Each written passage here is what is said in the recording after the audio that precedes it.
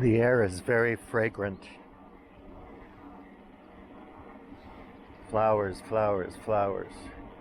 And grass and leaves, because this is the time when everybody around here has to cut down their weeds and stuff. Remove branches because of the fire hazard in the summertime.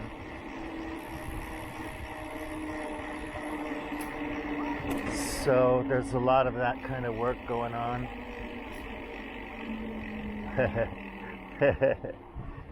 So, little doggy. I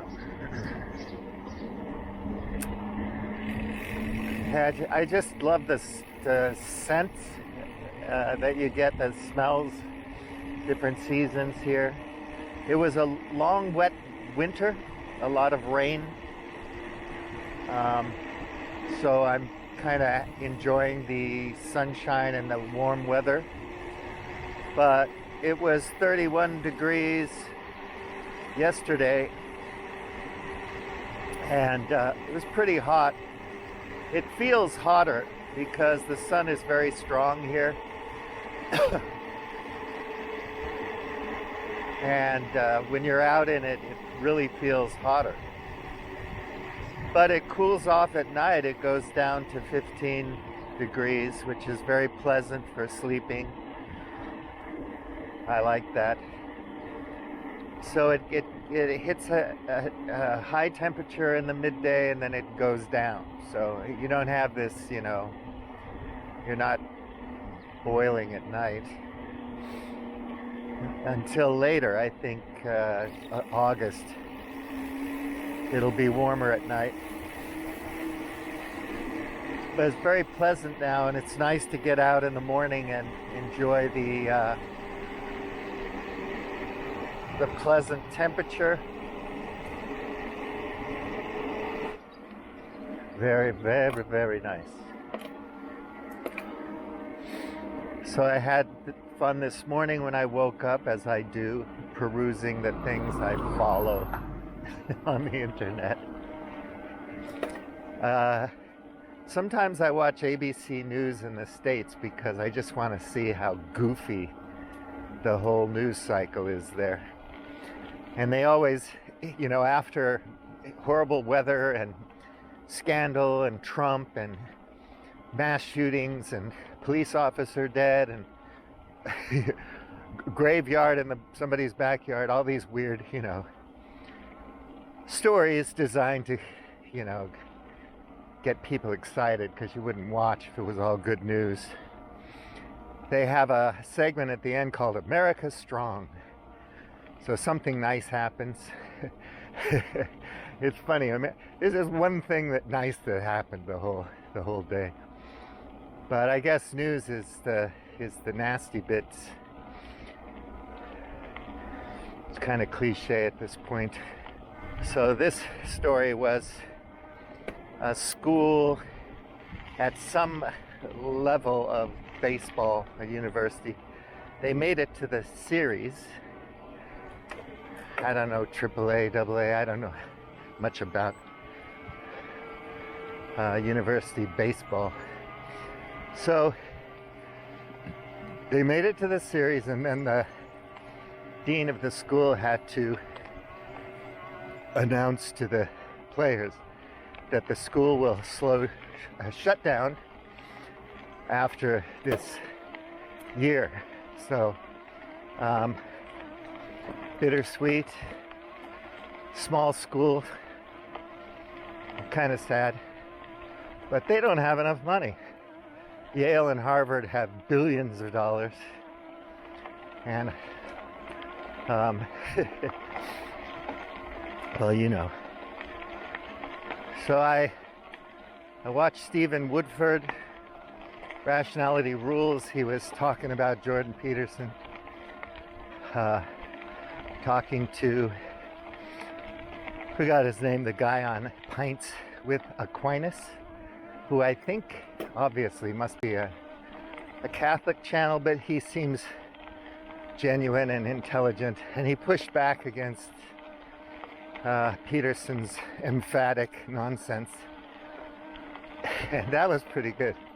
It was one of the better ones I've seen. I had Rationality Rules for a while.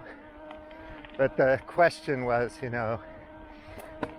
basically Jordan Peterson was saying that there's just no good reason whatsoever to be an atheist. And logical fallacy after logical fallacy, his argument was ridiculous. But basically, he kept saying, it's an illegal chess move. Anyway, you should watch that. It's interesting. If you argue that atheism isn't ridiculous, it's an illegal chess move. So, anyway, that was fun. And then I read Simplicius Lyceum. Simplicius was this guy in the ancient times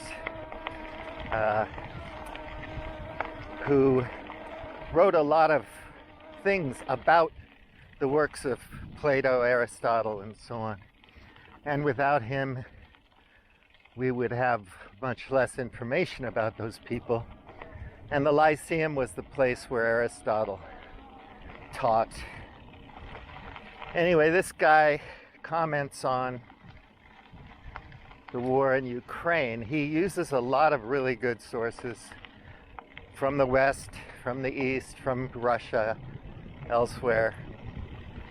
He does a fair analysis, as do other people I follow from Switzerland and Sweden, real military people who dispassionately, unbiasedly analyze what's going on with the war.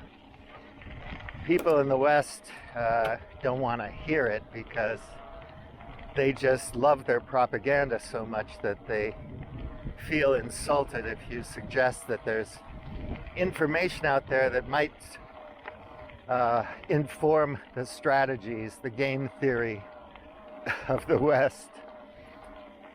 Just have none of it. We have none of it. We don't want to know. So the other game changer is a AWAC kind of airplane platform from Sweden that they're going to give 2 of them at some point, who knows when, to Ukraine. But these airplanes are easy to be shot down with Russian hypersonic long-range missiles. So whatever, there's always a game changer. For some reason, there's more Abrams tanks going to Ukraine, so perhaps they've lost some Abrams tanks. They have to refill. Anyway, nobody wants to hear it because Putin's Satan and Russians are bad. And this, what's his name? This idiot on YouTube. I can't remember his name, but he's real. I don't want to talk about it. So anyway, that was interesting. I always recommend reading that if you're interested in what's going on in the war, especially from a strategic perspective, and understand what the reality is at the moment in the conflict. Because you won't learn anything by reading, an article here and an article there, or watching the news. So some people do good analysis, and if you're interested in how these things play out, it's good. I think we should be interested because there is a very good risk for escalation and nuclear war. I don't think America, Europe, or Russia, or China, or anybody else in the global south wants a nuclear war, obviously, but shit happens, and you think it'll never happen to you, and then, yeah, well, it happens. So there's that. And I think if people were better informed, and you have to work to be informed, because America's the most propagandized population on Earth, and obviously we're really good at it and very subtle. And we don't believe we're subject to it. So that's a thing. No, there's no propaganda in the U.S. So if you believe that, game over. Well, GG, well played. Anyway, if people worked hard at being better informed, in my opinion, they would have a better opportunity of organizing and pushing back against the fools that are the ideological morons that are running the country. It doesn't matter if you're Democrat or Republican or independent or libertarian. Americans are extremely arrogant people. Even in the face of abject ignorance of a subject or whatever, they all think they know everything. So I watched another podcast with Geopolitical Economy Report that I follow. I think it's good. You know, a lot of people in the States will not even bother to try to look at that stuff because, you know, it's not pro-America. So, you know, it has to be, we're number one, USA, which is my way of saying USA, USA, USA, because I can't chant USA, even in jest. It's too uncomfortable. So I just say, USA, hooah. So he was talking about countries pushing back against the dollar dominance, the dollar hegemon, and how we sanction about a third of the countries on the, we sanction a third of nation states and economic sanctions. And sanctions having to do with finance and monetary mechanics and everything. And, you know, people are getting sick of it. So if Lula in Brazil doesn't like it, wants to try to find a workaround, that's a sin, you know, against the universe as far as American ideologues go. And, you know, he should be taken out, or there should be a regime change or something. So if you don't play ball with the gangster Uncle Sam, they send people in to gin up a color revolution or pro-democracy movement like in Hong Kong or whatever.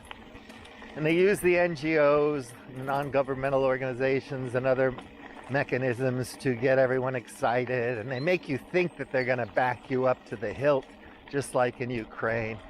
And then they just leave you in the lurch at the end of the day after you've suffered.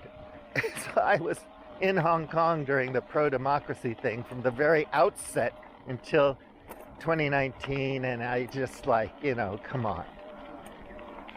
And I followed the Maidan thing.